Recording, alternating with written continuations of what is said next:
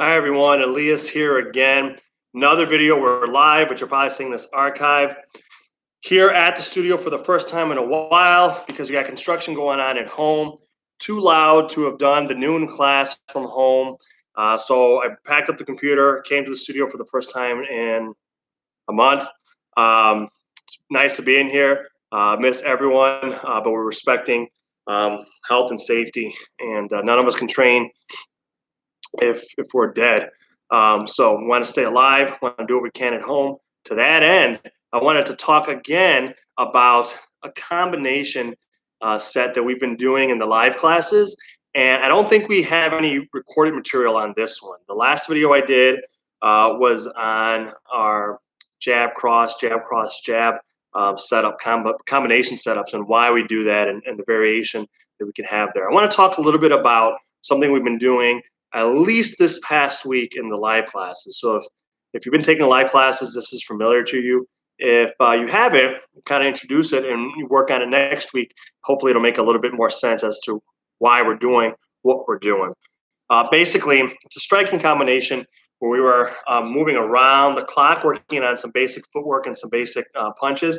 Around the clock one way, then around the clock the other way, throwing different punch combinations. At the first, when we move to our right, we're throwing a jab, a cross, and a hook all to the head. And on the hook, we're pivoting on our lead foot, stepping to our right if you're a right-handed fighter like myself, right?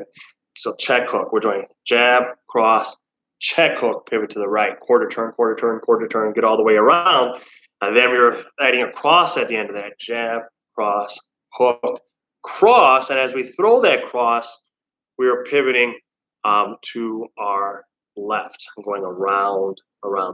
I'll demonstrate that, and I'm going to talk a little bit about why we're doing that or what type of hypothetical situations we might be in the fight where this is useful, in case this is new to you. All right, so I'm going to stand up. Hopefully I'm in frame.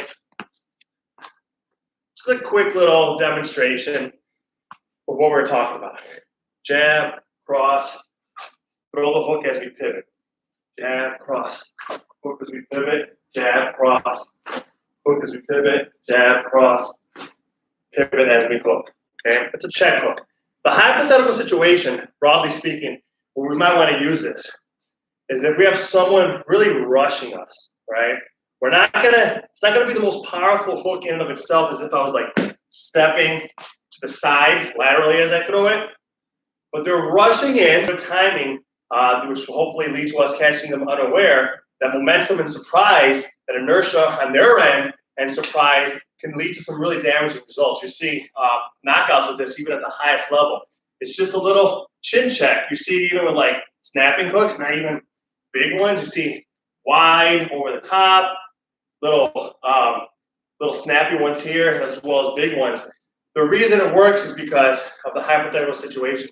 Someone's just rushing in. If we got to beat on their timing, we're going to first try to get out of the way, but we're also going to be offensive as we do that. It's our tactical retreat, kind of like when we throw our 1-2 while we're retreating, instead of moving with our rear foot first, come here and here. It allows us to retreat while being offensive.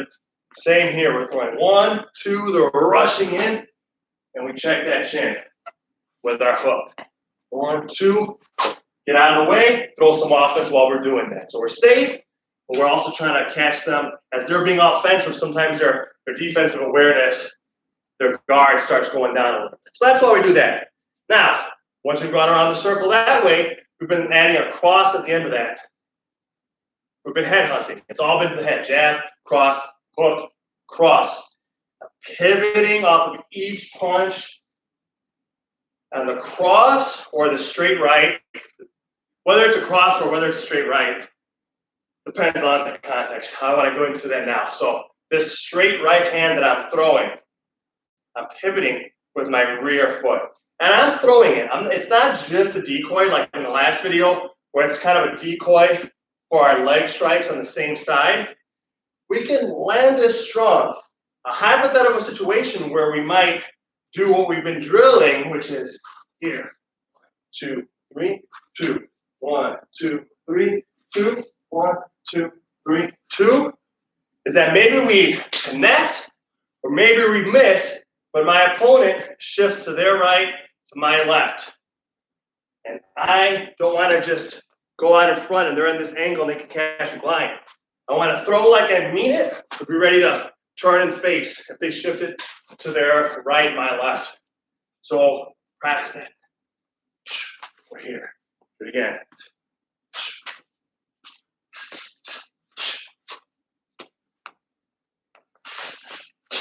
Right? We're throwing it, we're snapping it, and then we use that to propel ourselves at a quarter turn to our left. That's a hypothetical that can occur. There's another reason to do it, and that's just I feel like it helps our agility and our balance and our stability, right? If I'm throwing a nice, snappy, straight right hand and I'm balanced, that's great. I don't want to lean over too much. We all do it. We don't want to. If I'm balanced, turning my punches over, pivoting, turning my hand over, my shoulders, that's great. Now let's see if we can make it more difficult. We do that, and then we move. Push, and maintain our balance. If you do that, and you're able to do that successfully, you're demonstrating improved stability. And it's going to help you in a number of ways outside of any particular hypothetical situation. So that's a little bit about that combination, which we've been doing in class. If those combinations are new to you, you haven't been in class, 1, get in class if you can. 2, try them out at home. Let me know if you guys have any questions. Hopefully see you all soon. Thanks, guys. Take care.